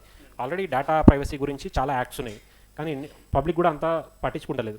మన సైబర్ క్రైమ్లో నాకు తెలిసి హైదరాబాద్ కాకుండా తెలంగాణలోనే everyday almost 30 to 40 cases register అవుతున్నాయి సైబర్ క్రైమ్. ఏం జరుగుతుంది? ఎవరైనా ఫోన్ డేటాస్ లీక్ అవుతున్నాయి, ఫొటోస్ లీక్ అవుతున్నాయి, వీడియోస్ లీక్ అవుతున్నాయి. మీరు ఆన్లైన్లో ఏదైనా వెబ్సైట్ చూడండి, కొన్ని ఫోటోలు చూస్తారు, ఇది మనకు తెలిసిన వాళ్ళ ఫోటోలను తెలిపిస్తుంది. చాలామంది లేడీస్ వాయిస్ అవుతున్నాయి, ఇది ఇన్స్టాగ్రామ్స్లో కావచ్చు, కొన్ని ఫేస్బుక్స్లో. నాకు తెలిసి నావే 3-4 ఫేస్బుక్ ఫేక్ ఐడీలు క్రియేట్ అయినాయి. ఒక పేరు చెప్పాను, హైకోర్టులో చాలా పెద్ద అడ్వకేటు, ఆయనను కలవాలంటే ఒక 15-20 రోజులు అపాయింట్మెంట్ తీసుకోవాలి. ఆయనవి మొన్న గూగుల్ సెర్చ్ చేస్తే 8 ఐడీలు ఉన్నాయండి, ఫేస్బుక్ ఐడీలు. పర్సనలీ ఇద్దరం మాట్లాడుకుంటే అన్న అంటుండు, అన్న నాది ఒకటే ఐడి ఉంది రాహుల్, 7-8 ఐడీలు ఎట్లా వచ్చినాయి నాకు తెలియదు అంటారు. అన్న ఎప్పుడైనా మీరు క్రియేట్ చేసిరా, మీ ఇంట్లో వాళ్ళు క్రియేట్ చేసిరా అని ఆల్మోస్ట్ ఆయన సైబర్ క్రైమ్ పోయి కంప్లైంట్ పెడితే కొన్ని ఐడీస్ బంగ్లాదేశ్ నుంచి ఆపరేట్ అవుతున్నాయి, కొన్ని పాకిస్తాన్ నుంచి ఆపరేట్ అవుతున్నాయి, కొన్ని హైదరాబాద్ నుంచి కూడా ఆపరేట్ అవుతున్నాయి. ఆయన హై ప్రొఫైల్ అడ్వకేట్. సో ఆయన కలవాలంటే ఎంతో డబ్బులు అవుతాయి. ఈ ఫేక్ ఐడీలు ఎందుకు క్రియేట్ అయినాయి అనుకుంటే సైబర్ క్రైమ్ వాళ్ళు చెప్పింది ఏంటంటే, సార్ మీ ఐడీలు పెట్టి ఎవరైనా రిక్వెస్ట్ పెడతారు కదా, సార్ నాది ఫలానా కేసు ఉంది అది ఇదని, వాళ్ళకి అప్రోచ్ అయినప్పుడు వీళ్ళు అడుగుతారు కదా అపాయింట్మెంట్కి 5,000 కట్టాలి, 10,000. ఎందుకంటే అది లీగల్ అడ్వైజర్గా ఏదైనా అంటే ఒక డాక్టర్ కూడా అపాయింట్మెంట్ తీసుకోవాలంటే మనం డబ్బులు కట్టాలి. ఇవాళ రేపు అందరూ ఆన్లైన్ పేమెంట్ చేస్తున్నారు. సో ఇది ఒక విధానం. సో ఇవన్నీ మారాలంటే ఫస్ట్ గవర్నమెంట్ కరెక్ట్ ఉండాలి, ప్లస్ మన cyber crime plus police department, intelligence officers వాళ్ళు పనిచేస్తారు. కానీ యాజ్ అ పబ్లిక్ మనం అవేర్ ఉండాలి. మీకు తెలియని నెంబర్ నుంచి ఫోన్ వస్తే లేపకండి. నేను అదే చేస్తాను. చాలామంది చెప్తారు, అన్న నేను వేరే నెంబర్ నుంచి ఫోన్ చేస్తాను, అన్న నువ్వు చచ్చిపోయినా నేను లేపా, నువ్వు నాకు తెలిసినవన్నీ అయితే ఒక మెసేజ్ పెట్టు, లేకంటే నీ నెంబర్ నుంచి పెట్టు, నీకు అంతా గతి లేదు, నీ ఫోన్లో బ్యాలెన్స్ లేదంటే మిస్ కాల్ కొట్టు, నేను రిటర్న్ ఫోన్ చేస్తాను. అంతేగాని అన్నోన్ నెంబర్లకి ఫోన్ లేపకండి. అన్నోన్ ఆఫర్లు మెసేజ్ 30% ఆఫ్, 50% ఆఫ్, 80% ఆఫ్ పెట్టుకోకండి. కొత్త వెబ్సైట్లలో ఏది కూడా ఆర్డర్ చేయకండి అన్న. ఇది సైబర్ క్రైమ్కి ఇదే కారణం. ఏమవుతుందంటే మనం ఒక యాప్ డౌన్లోడ్ చేసినప్పుడు అలౌ పర్మిషన్స్ అంటుంది, mic, headset, phone, camera gallery కూడా ఉంటుంది కొన్నిటికి. మీరు గ్యాలరీ పర్మిషన్ అలౌ చేసినప్పుడు మీ ఫోటోస్ ట్రాక్ కావచ్చు, హ్యాక్ కావచ్చు. చాలామందికి ఫోన్ ఎట్లా వాడాలో తెలియదు.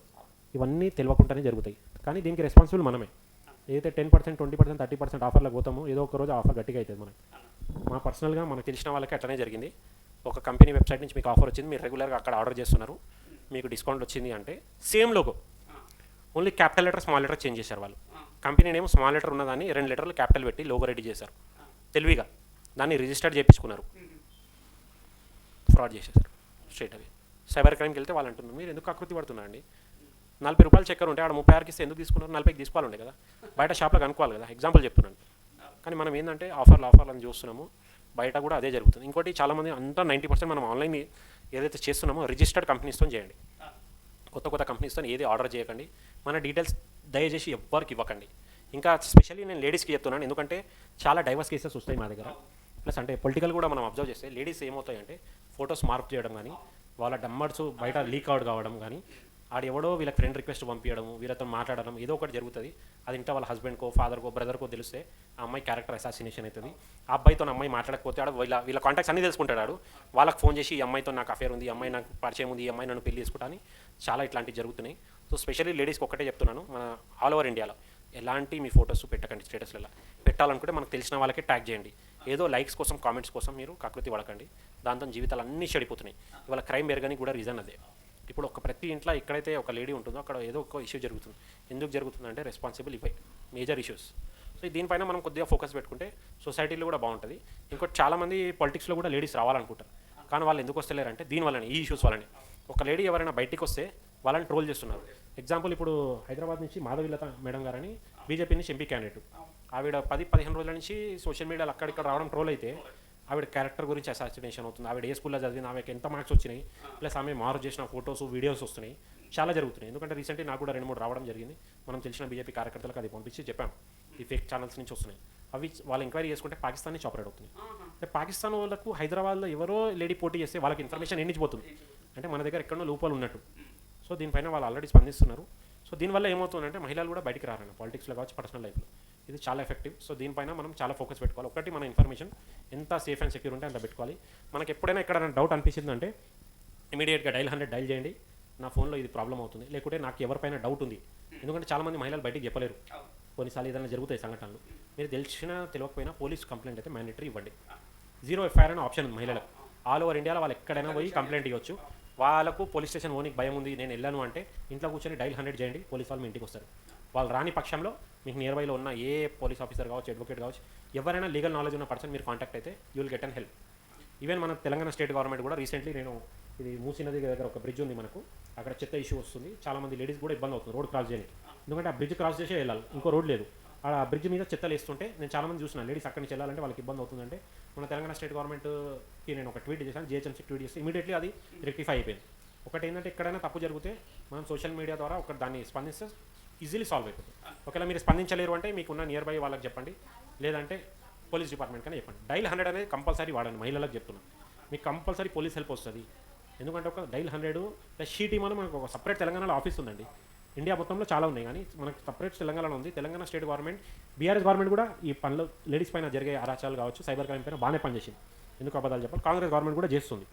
సో ఇప్పుడు మనకు గవర్నమెంట్ మారినా కానీ ఆ డిపార్ట్మెంట్స్ అన్నీ కరెక్ట్ పనిచేస్తున్నాయి. నా చివరగా అసలు ఈ కాంగ్రెస్ పార్టీ హామీలు కానీ, కాంగ్రెస్ పార్టీ ఇప్పుడు సుమారు 4 నెలలుగా వస్తుంది, కాంగ్రెస్ పార్టీ యొక్క పరిపాలన ఏ విధంగా అనిపిస్తుంది మీకు? వాళ్ళు ఇచ్చినటువంటి హామీల మీద కానీ, ఇప్పుడు భవిష్యత్తులో వాళ్ళు ఏ విధమైనటువంటి ప్రజలకు ఇంకా మెరుగుపరచుకోవడానికి, వారి యొక్క సేవలను మెరుగుపరచుకోవడానికి, ప్రజలకు అందుబాటులో ఉండడానికి ఏ విధమైనటువంటి చర్యలు తీసుకుంటే బాగుంటుంది? అదేవిధంగా ఇప్పుడు రాబోతున్నటువంటి ఎంపీ ఎలక్షన్లలో ఏ పార్టీకి ఎక్కువ సీట్లు వస్తాయి అన్నటువంటి అంశాన్ని చెప్పండి అన్న. ఇప్పుడు కాంగ్రెస్ పార్టీ అంటే 4-5 నెలలు అయింది గవర్నమెంట్ ఫామ్ అయ్యి. వాళ్ళు ఇచ్చిన హామీలు చాలా పెద్దవి, చాలా పెద్దవి. దాన్ని తీర్చాలంటే ఫస్ట్ మనకు డెవలప్మెంట్, రెవెన్యూ జనరేట్ కావాలి. ఇప్పుడు ప్రజెంట్ ఉన్న తెలంగాణ పొజిషన్లో only Hyderabad is revenue generator అండి. ఇక్కడనే ఎక్కువ బిజినెస్ అవుతుంది, ఇక్కడనే ఐటీ కంపెనీస్ ఎక్కువ ఉన్నాయి, ఇక్కడనే ట్యాక్స్ ఎక్కువ వస్తుంది. వాళ్ళు ఏదైనా చేయాలనుకుంటే ఫస్ట్ హైదరాబాద్ నియర్ బై డిస్ట్రిక్ట్స్లో రిఫార్మ్స్ తేవాలి, కంపెనీస్ని తెస్తేనే రెవెన్యూ జనరేట్ అవుతుంది. దాని తర్వాతనే హామీలు చేయవచ్చు. ఈ వీడియో ఒకవేళ కాంగ్రెస్ పార్టీ కార్యకర్తలు కావచ్చు, ఎమ్మెల్యేలు, ఎంపీలు, మినిస్టర్లు చూస్తే కూడా వాళ్ళకి చెప్తున్నాను, స్టెప్ బై స్టెప్ వెళ్ళండి. ఒక్కటేసారి అన్నీ చేయకండి, మీ గవర్నమెంట్ పడిపోతుంది. లేదంటే మీరు బస్సు ఫ్రీ పెట్టారు, ఆల్టర్నేటివ్ దానివల్ల ఇంపాక్ట్ ఎవరికైనా ఆటో వాళ్ళకి, మీరు ఆటో వాళ్ళకి ఏం చేశారండి? అంతే కదా, మీరు ఆటో వాళ్ళకు ఒక 20 రూపాయలు 30 రూపాయలు పెట్రోల్కి డిస్కౌంట్ ఇవ్వాలండి వాళ్ళకి. ఆటో వాళ్ళకి కూడా లైసెన్స్ ఉంటుంది, plus auto driver eligible card కూడా ఉంటుంది వాళ్ళకి. నేను ఫలానా ఆటో డ్రైవర్ అని వాళ్ళకి అసోసియేషన్స్ ఉంటాయి. మీరు వాళ్ళని పిలిచి అరే బాబు మేము ఈ బస్సు ఫ్రీ పెడితే మీకు ఎంతమంది ప్రయాణికులు ఇంపాక్ట్ అవుతారు, ఎన్ని ట్రిప్స్. ఒక ఆటో డ్రైవర్కి ఫర్ ఎగ్జాంపుల్ డైలీ ఒక 3 ట్రిప్స్ ప్రాబ్లం అవుతుంది. 3 ట్రిప్స్ అంటే యావరేజ్ 60-70 రూపాయలు వేసుకున్న 200 రూపాయలు ఆయనకు లాస్ అవుతుంది. 200 రూపాయలు లాస్ అవుతుంటే స్టేట్ గవర్నమెంట్ అదే వాళ్ళకి ఏదో కార్డు ఇచ్చేసి ఫలానా పెట్రోల్ పంప్లో మీరు పెట్రోల్ వేసుకుంటే మీకు 30 రూపాయలు తగ్గిపోతుంది. లేకుంటే ఆటోకి ఎవ్రీ 3 months 6 monthsకి ట్యాక్స్ కట్టేది ఉంటుంది. ఆ ట్యాక్స్లో ఎక్సెప్షన్ ఇవ్వాలండే, అది ఇవ్వలేదు. అంటే ఒక ప్రాబ్లమ్ని మనము ఫ్రీ స్కీమ్ ఇచ్చినప్పుడు దాంతో వేరే దగ్గర ఇంపాక్ట్ ఉంటుంది. ఆ ఇంపాక్ట్ని కూడా మీరు సాల్వ్ చేస్తేనే మీ గవర్నమెంట్ మంచిగా ఉంటుంది. లేదంటే రీసెంట్లీ అయిన గవర్నమెంట్ లెక్కనే ఆ గవర్నమెంట్ కూడా పని అయిపోతుంది, జనాలు కూడా పట్టించుకోరు. ప్లస్ ట్రాన్స్పోర్ట్ మినిస్టర్కి ఒకటే చెప్తున్నాను, ఇంతకుముందు కూడా వీడియో పెట్టాను నేను నా సోషల్ మీడియా ద్వారా. మీరు ఫ్రీ బస్ అన్నారు కానీ బస్సులు పెంచలేదు అన్న. రీసెంట్గా 2-3 చోట్ల చూశాను, కాలేజ్కి వెళ్ళే అబ్బాయిలు మళ్ళీ స్కూల్కి వెళ్ళే అబ్బాయిలు బస్సులో ఫుట్పాత్ దగ్గర నిలబడుతున్నారు. ఎందుకంటే అంత మహిళలు నిండిపోయి ఉంటున్నారు. మీరు చూస్తున్నారు మహిళలు కండక్టర్లను కొడుతున్నారు, బస్ డ్రైవర్లను కొడుతున్నారు, పిచ్చి పిచ్చి వేషాలు అవుతున్నాయి ప్రతి చోట. దీనికి కారణం ఏంటంటే మనం బస్సులు పెంచుకోలేదు. మనం ఫ్రీ ఇస్తున్నప్పుడు మనకు తెలవాలి, స్టాటిస్టిక్స్ తెలవాలి ఫస్ట్ ఆఫ్ ఆల్. అంటే నాలెడ్జబుల్ గవర్నమెంట్, అన్నాలెడ్జబుల్ గవర్నమెంట్కి ఇది డిఫరెన్స్. నేను ఫ్రీ బస్సు పెడితే ఎంతమంది మహిళలు వస్తున్నారు ప్రజెంట్ బస్సులలో, ఎంతమంది రావచ్చు, ఏ రూట్లలో ఎంతమంది వస్తారు, కాలేజ్ రూట్స్ ఏవి, ప్లస్ మన స్కూల్ రెసిడెన్షియల్ రూట్స్ ఏవి, ఆఫీస్ రూట్స్ ఏవి, ఈ రూట్లలో 20 బస్సెస్ నడుస్తున్నాయి, ఈడ 30 నడుస్తున్నాయి. సో నేను ఎంత పెంచుకోవాలనేది వాళ్ళు చూడలేదు. ఏదో గెలవగానే ఫ్రీ స్కీమ్ ఇచ్చేసారు, దానివల్ల చాలా నెగిటివ్ అయిపోయింది కాంగ్రెస్ గవర్నమెంట్. నేను చెప్పేది కాదు, మీరు ఇంటింటికి వెళ్ళి అడగండి. ఇప్పుడు నాకు తెలిసి తెలంగాణ మొత్తంలో 4 లక్షల పైన ఆటో డ్రైవర్లు ఉన్నారు సుమారుగా, కొద్దిగా ఎక్కువ తక్కువ కూడా కావచ్చు. ఆ 4 లక్షల మందికి రోజుకి 1000 రూపాయలు 200 రూపాయలు లాస్ అయినా కానీ సుమారుగా 8 crores రూపీస్ లాస్ అవుతుంది గవర్నమెంట్కి. ఆ ఆటో డ్రైవర్కి లాస్ అయితే గవర్నమెంట్ కూడా లాస్ అవుతుంది. ఆ లాస్ని ఎట్లా కవర్ చేసుకుంటారు అది ఆలోచిస్తలేరు. అదే మీరు ఆటో డ్రైవర్కి ఏదైనా స్పెషల్ స్కీమ్ పెట్టి, వాళ్ళకి స్పెషల్ ట్రిప్స్ పెట్టి, లేకుంటే ఏదైనా స్పెషల్ ప్యాకేజ్ పెడితే వాళ్ళు కూడా గట్టిగా కష్టపడుతుంది. లేకుంటే బస్కి కూడా టైమింగ్స్ చేంజ్ చేయాలి. ఇప్పుడు మీరు ఫ్రీ బస్సు పెట్టినప్పుడు మళ్ళీ చెప్తున్నాను, ప్రతి రూట్లో 4-5 బస్సులు పెట్టండి ఫ్రీ అని. అన్ని బస్సులు ఫ్రీ పెట్టకండి. దానివల్ల ఏంటంటే ఫ్రీ బస్సు వస్తేనే ఎక్కుతారు వాళ్ళు. అర్జెంటులో 10 రూపాయలు టికెట్ పెట్టుకొని పోతాను, ఇబ్బంది లేదు. మీరు అన్ని బస్సులు ఫ్రీ అనేసరికి నాలాంటి యువకుడిని నేను కావచ్చు, నా తమ్ముడు కావచ్చు, స్కూల్కి వెళ్తారు, కాలేజ్కి వెళ్ళే బస్కి మనకి ప్లేస్లో దొరకలేదు. మహిళలు నేను ఒక్కటి చూశాను మియాపూర్ రోడ్లో, ఇట్లా నూకేస్తుంది మహిళ, ఒక సీనియర్ సిటిజన్ ముస్లింని చూస్తలేదు పాపం, వాళ్ళ నాన్న ఏజ్ ఉన్నా కానీ ఆయన నూకేస్తుంది, చాలా దిగు ఫ్రీ బస్ అంటుంది లేడీస్. కానీ ఎవడు స్పందిస్తాడన్న? రీసెంట్లీ 3 days కింద చూశాను, ఒక మహిళ బస్ డ్రైవర్ని కొడుతుండు, ప్లేస్ లేదమ్మా నువ్వు ఎక్కకంటే మీ అయ్య బస్తారా అని కొడుతుంది. సోషల్ మీడియాలో వైరల్ అయింది అది. ఇవన్నీ జరుగుతున్నాయి, గవర్నమెంట్ ఇది చూసుకోవాలి, లేకుంటే కష్టం. ఇప్పుడు రాబోయే ఎంపీ ఎలక్షన్స్లో Telangana Congress party plus BRS party అయితే ఆల్మోస్ట్ ఆల్ కష్టమే కనిపిస్తుంది. ఎందుకంటే వాళ్ళ ఎమ్మెల్యేలు జంప్ అయిపోతున్నారు, గెలుస్తూ 1-2 సీట్లు గెలవచ్చు. అది కూడా కేసీఆర్ ఇంపాక్ట్ ఉంది. ఆల్రెడీ ఇప్పుడు కేసీఆర్ సార్ తిరగడం స్టార్ట్ చేశారు బస్సులలో. 5 years 10 years రెస్ట్ అయిపోయింది, మళ్ళీ ఇప్పుడు తిరగడం స్టార్ట్ అయింది కాబట్టి ఉంది, వాళ్ళ గాలి కూడా ఉంది. ఒక 2 సీట్లు తెస్తారేమో. కాంగ్రెస్ గవర్నమెంట్కి బస్సు వల్ల నెగిటివ్ అయిపోయింది. రైతులకి అయితే రుణమాఫీ ప్లస్ ఎవ్రీ రైతు బంధు ఉందో, ప్లస్ పెన్షనర్స్కి పెన్షన్స్ రాలేదు, ఈ 3 చాలా ఇంపాక్ట్. ఎందుకంటే రైతుకు డబ్బులు పడలేదంటే రైతు కిరాకైతే దేశం మొత్తం ఏడుస్తుంది. ప్లస్ పెన్షనర్స్కి కూడా పెన్షన్ రాలేదు, ఎందుకంటే వాళ్ళు ఫ్రీ స్కీమ్స్ చెప్పినప్పుడు ఏమైందంటే ఆ బడ్జెట్ అనేది ఎక్కడి నుంచి వస్తలేదు. సో దీనివల్ల ఇవి 3 ఇంపాక్ట్ అవుతున్నాయి. నాకు తెలిసి మనకున్న అనాలిసిస్ పరంగా ఒక పాలిటిక్స్ పార్టీలో ఉన్నాం కాబట్టి బీజేపీకి 7-8 స్థానాలు రావచ్చు అన్న. మళ్ళీ చెప్తున్నాను, 7-8 రావచ్చు. దాంట్లో ఒకటి నిజామాబాదు, కరీంనగరు, ప్లస్ మనకు సికింద్రాబాద్ సీటు, మల్కాజ్గిరి, నల్గొండ, చెవెల్ల, ఇవి 5-6 అయితే ఫిక్స్ ఉన్నాయి. ఇంకా ఒక ఆదిలాబాద్ కూడా గెలవచ్చు. సో ఈ 7-8 సీట్స్ బీజేపీ గెలవబోతుంది. హైదరాబాద్లో కూడా ఈసారి నెక్ టు నెక్ ఉండబోతుంది. ఎందుకంటే హైదరాబాద్లో ఆల్రెడీ ఎంఐఎం లాస్ట్ 40 years నుంచి గెలుస్తుంది. కానీ మనం రీసెంట్లీ అసెంబ్లీ ఎలక్షన్స్లో ఒక షేక్ చూసాం హైదరాబాద్లో. యాకుత్పురా కాన్స్టిట్యున్సీ అని ఒకటి ఉంది, ఎంఐఎం కంచుకోట. అది అక్కడ ఎంబీటీ పార్టీ అంటే ఇది చాలా పాత పార్టీ. ఒకప్పుడు వాళ్ళు ఎంఐఎంలో ఉండే, కొన్ని ఇష్యూస్ వల్ల వాళ్ళు వేరే పార్టీ పెట్టారు. అమానుల్లా ఖాన్ అని చంద్రన్గుట్ట నుంచి 5 times ఎమ్మెల్యే అయినా, అక్బరుద్దీన్ ఓవైసీ కన్నా ముందు. ఎంఐఎం పార్టీ అంటే వీళ్ళతోనే నడిచినప్పుడు, కానీ ఏదో కారణాల వల్ల వాళ్ళు జరిగిపోయారు. వాళ్ళు అప్పటి నుంచి ఎంబీటీ పార్టీ అని పెట్టుకున్నారు. ఎంత కష్టపడ్డా వాళ్ళని గెలవనీయకపోతుండే, నెక్ టు నెక్ వస్తుండే. సెకండ్ ప్లేస్ 5,000 ఓట్లు 2,000 ఓట్లతో ఓడిపోతుండే. కార్పొరేటర్లు అయితే 500 ఓట్లతో ఓడిపోయారు వాళ్ళు. కానీ మొన్న ఎమ్మెల్యే ఎలక్షన్లో హైదరాబాద్ మొత్తం ఏడ్చింది, 800 ఓట్స్తో ఓడిపోయిన ఆయన. 800 ఓట్స్. అంజాదుల్లా ఖాన్ అని మంచి మనిషి, వేరే పార్టీ కావచ్చు, కానీ చంద్రబాబు నాయుడు గారు ఉన్నప్పుడు ఆయన కార్పొరేటర్. అంజాదుల్లా ఖాన్ చంచల్ కూడా కార్పొరేటర్. ఆయన చంద్రబాబు నాయుడు గారిని తీసుకొని వచ్చి ఓల్డ్ సిటీలో చేపించినంత పని ఏ పార్టీ చేయించుకోలేదు ఇప్పటివరకు. నా కళ్ళతో చూసిన మనకు తెలిసిన వ్యక్తి చంద్రబాబు నాయుడు గారిని లిటరలీ హైదరాబాద్కి తీసుకొని వచ్చి, సార్ నాకు ఈ బస్తీలో ఈ రోడ్డు కావాలి, నాకు ఇక్కడ వాటర్ ప్లాంట్ కావాలి, నాకు ఇది కావాలి. ఆపోజిషన్ పార్టీ ఉన్నా కానీ చంద్రబాబు నాయుడు గారు వచ్చి చేశారు. ఎందుకంటే మనిషి ప్రజలు ఆయనతో ఉన్నారు. మొన్న 800 ఓట్లతో ఓడిపోతే నేను కూడా ఆశ్చర్యకు గురి అయినా. కానీ ఆయన ఇప్పుడు ఎంపీగా పోటీ చేయబోతున్నాడు కాబట్టి చాలా టఫ్ ఫైట్ ఇప్పుడు హైదరాబాద్లో. ప్లస్ మాధవీలత మేడం అని బీజేపీ నుంచి వచ్చారు, కాంగ్రెస్ నుంచి క్యాండిడేట్ లేడు. ఎవరికి ఇస్తారో తెలీదు, బీఆర్ఎస్ నుంచి కూడా ఎవరికి ఇస్తారో తెలీదు. సో ఫైట్ అనేది ఇప్పుడు నాకు గెలిచి కాంగ్రెస్, బీఆర్ఎస్, ఎంఐఎంకే సపోర్ట్ చేయాలి, రెండు పార్టీలు కూడా. ఎందుకంటే ఎంఐఎం గెలిస్తే ఇద్దరికి బెనిఫిటే, ఎంఐఎం గెలవలేదంటే ఇద్దరికి నెగిటివే. ఇప్పుడు మనం చూస్తే స్టేట్లో అదే నడుస్తుంది. ఎంఐఎం, బీఆర్ఎస్ ప్లస్ కాంగ్రెస్ ఇద్దరితో అలయన్స్ బాగానే నడిపించుకుంటుంది. జై వీరులెట్టు లెఫ్ట్ హ్యాండ్ రైట్ హ్యాండ్ అని పెట్టుకొని నడుస్తారు. సో ఇప్పుడు బీజేపీ క్యాండిడేట్ ఎవరైతే మాధవీలత మేడం గారు ఉన్నారో చాలా తిరుగుతున్నారు. స్పెషల్లీ లేడీస్ పైన ఆయన ఫోకస్ పెట్టారు మేడం. అంటే కొన్ని వీడియోస్ ఉన్నాయి సోషల్ మీడియాలో కూడా చూశాను. లేడీస్ ప్రాబ్లమ్స్ పైన, లేడీస్ పైన జరుగుతున్న అత్యాచారాలు. రీసెంట్లీ మనం ఒక వీడియో వైరల్ అయింది. హోల్ సిటీలో ఒక ముస్లిం లేడీకి వాళ్ళ హస్బెండ్ జస్ట్ ఇంట్లోకి నుంచి బయటికి పోగానే రాడ్లు తీసుకొని కొట్టాడు. ఆ వీడియోలు మొత్తం ఆమె పంపించింది. మన సైబర్ క్రైమ్లో కేసు కూడా బుక్ అయింది.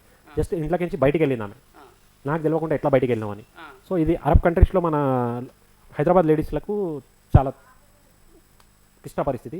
మీకు తెలుసో తెలియదు, హైదరాబాద్లో మోస్ట్లీ ముస్లిమ్స్ కమ్యూనిటీలో చాలామంది పూర్స్ ఉన్నారన్న. కొంతమంది బ్రోకర్లు ఉన్నారు ఇక్కడ. వాళ్ళు ఏం చేస్తారంటే, నాకు తెలిసిన ఫలానా కంపెనీ ఉంది దుబాయ్లో, సౌదీలో కంపెనీ ఉంది, కువైట్లో కంపెనీ ఉంది, నీ కూడా 10th ఇంటర్ చదివింది కదా, అక్కడ టైప్ రైటింగ్ జాబ్ ఇప్పిస్తున్నా, టెలికాలర్ జాబ్ ఇప్పిస్తున్నాను, ఇక్కడ తీసుకుని వాళ్ళని అక్కడ సేల్ చేసేస్తారన్న. ఇది చాలామంది, మీరు హైదరాబాద్లో ఉమెన్ గురించి మీరు ఎంక్వైరీ చేస్తే పోలీస్ స్టేషన్ అయినా ప్రతిరోజు 5 నుంచి 10 కేసులు ఇవి బుక్ అవుతున్నాయి. వాళ్ళకి జాబ్ పేరు మీద తీసుకొని వాళ్ళతో అక్కడ ప్రాస్టిట్యూషన్ చేపిస్తున్నారు, వాళ్ళని నమ్మేస్తున్నారు. చాలామంది ఇక్కడ పెళ్లి చేసుకుని వాళ్ళ డైవర్స్ ఇచ్చేస్తున్నారు, వేరే వాళ్ళతో పెళ్లి చేపిస్తున్నారు. సో హైదరాబాద్లో లేడీస్కి చాలా ప్రాబ్లమ్స్ ఉన్నాయి. This is only because of illiteracy. వాళ్ళు చదువుకోలేకపోతున్నారు. వాళ్ళు ఎందుకు చదువుకోలేకపోతున్నారంటే వాళ్ళ చుట్టూ ఉన్న అట్మాస్ఫియర్ అట్లా అయిపోయింది. సో అది చేంజ్ కావాలంటే హైదరాబాద్ ఎంపీ ఒకసారి మారాలన్న. సో నాకున్న నాలెడ్జ్ పరంగా ఈసారి హైదరాబాద్ ఎంపీ దెబ్బ కొట్టబోతున్నారు. ట్రయాంగిల్ ఫైట్, మళ్ళీ చెప్తున్నా, triangle fight MIM, BJP, MBT పోటీ చేస్తుంది కంపల్సరీ. ట్రయాంగిల్ ఫైట్ ఉంది. దీంట్లో బీజేపీ క్యాండిడేట్కి చాలా ప్లస్ పాయింట్. ఎందుకంటే లేడీ కాబట్టి లేడీస్లో వెళ్ళబోతుంది. ఆవిడకి లేడీస్ ప్రాబ్లమ్స్ తెలుసు. ప్లస్ మోదీ గారు ఆల్రెడీ 3 తలాక్ తెచ్చారు. భారతదేశంలో ఇది నెంబర్ 1. ఇవాళ యూపీలో బీజేపీ పోయినసారి అంత మెజారిటీతో వచ్చింది. యూపీ అసెంబ్లీ కూడా గెలిచింది. మొన్న 3 రాష్ట్రాల్లో ఎక్కడైతే బీజేపీ గెలిచిందో 3 తలాక్, ఒక కాన్స్టిట్యుయెన్సీ 76% ముస్లిం ఓటర్స్ ఉన్నారట. బీజేపీ 1,00,000 మెజారిటీతో గెలుస్తున్నాడు. ఎందుకు గెలిచింది? ఎందుకంటే ముస్లిం మహిళలు ఏదైతే డైవర్స్తో ప్రాబ్లం అవుతుందో అది మోదీ గారు సాల్వ్ చేశారు కాబట్టి. గ్యాస్ సిలిండర్స్ ఏదైతే ఇచ్చారో చాలామంది ముస్లిం లేడీస్కి కూడా వచ్చింది. డబుల్ బెడ్రూమ్ సెంట్రల్ గవర్నమెంట్ నుంచి ఏదైతే ఫండ్స్ వచ్చాయో అవి ముస్లిం లేడీస్ కూడా వచ్చాయి. సో నాకు తెలిసి హైదరాబాద్లో ఈసారి 1,00,000 నుంచి 2,00,000 మంది ముస్లిం మహిళలు బీజేపీ కొట్టేస్తారు. ఎందుకంటే గ్రౌండ్ రియాలిటీలో మనకు చాలామంది పార్టీ వాళ్ళు చెప్తున్నారు, అరే ఈసారి బీజేపీ కొట్టేస్తారు సీటు, బీజేపీ కొట్టేయచ్చు, ఎందుకంటే లేడీస్లు వాళ్ళకే సపోర్ట్ చేస్తున్నారు. ఇంకోటి ఈసారి ఎంఐఎం వెళ్ళిపోతుంది. ఎందుకంటే ఎంఐఎం వాళ్ళ చరిత్ర ఏందో అందరికీ తెలిసిపోయింది. వాళ్ళు టఫ్ ఒక ఏంటంటే మార్పు వస్తుంది ఒక డికేట్లో. నాకు తెలిసి ఈసారి కనుక హైదరాబాద్ సీటు బీజేపీ కానీ ఎంబీటీ కూడా గెలవచ్చు. Fight is BJP and MBT. MIM లేదండి. ఎంఐఎం 3rd ప్లేస్లో ఉంది ప్రజెంట్ ఉన్న సర్వేస్లో. మీరు ఎవరినైనా అడగండి, ఎంబీటీ బీజేపీ అంటారు. ఎందుకంటే చాలా టఫ్ ఫైట్ ఇస్తుంది. మీరు రెండిట్లో ఎవరైనా గెలవచ్చు. నాకు తెలిసి అయితే బీజేపీకి చాలా ప్లస్ పాయింట్, లేడీ క్యాండిడేట్ కాబట్టి. అందుకనే మోదీ గారు చాలా ఆలోచించుకొని చాలా నాజబుల్ పర్సన్కి సీట్ ఇచ్చారు. సో మేడం గెలవచ్చు ఒకవేళ అందరు సపోర్ట్ చేస్తే. సో గెలిస్తే అందరికీ బాగుంటుంది. ఎందుకంటే ఒక మహిళ కూడా మన తెలంగాణలో ఇప్పటివరకు వేరే కాన్స్టిట్యున్సీస్లో ఇక్కడ కూడా మహిళా క్యాండిడేట్ ఇవ్వలేదు. ఓన్లీ కాంగ్రెస్ ఒకటి మల్కాజ్గిరి నుంచి ఇచ్చింది. అది కూడా ఏంటంటే ఆ లేడీ తిరగట్లేదు, వాళ్ళ భర్తనే బయట తిరుగుతుంది. కానీ ఇక్కడ కాదు, ఇక్కడ ఆమె లయన్ లెక్క తిరుగుతుంది మాధవీలత. రీసెంట్లీ మా ఏరియాలో కూడా తిరగడం జరిగింది, మనం చూస్తున్నాం. సో నాకు తెలిసి ఇక్కడ ఈ ఒక్క మార్పు జరిగితే తెలంగాణలో నాకు తెలిసి బీజేపీకే స్ట్రాంగ్ పొజిషన్ అనిపిస్తుంది ఎంపీ ఇప్పుడు. ఓకే, థ్యాంక్ యూ అన్న. మీ అమూల్యమైనటువంటి సమయాన్ని కేటాయించి ఇంతసేపు మాతోటి మీ యొక్క అనుభవాలు ప్లస్ భవిష్యత్ కార్యక్రమాలు పంచుకున్నందుకు మీకు పార్టీ తరపున అదేవిధంగా మా ఛానల్ తరపున ఇట్లా ప్రత్యేకమైనటువంటి ధన్యవాదాలు అన్న.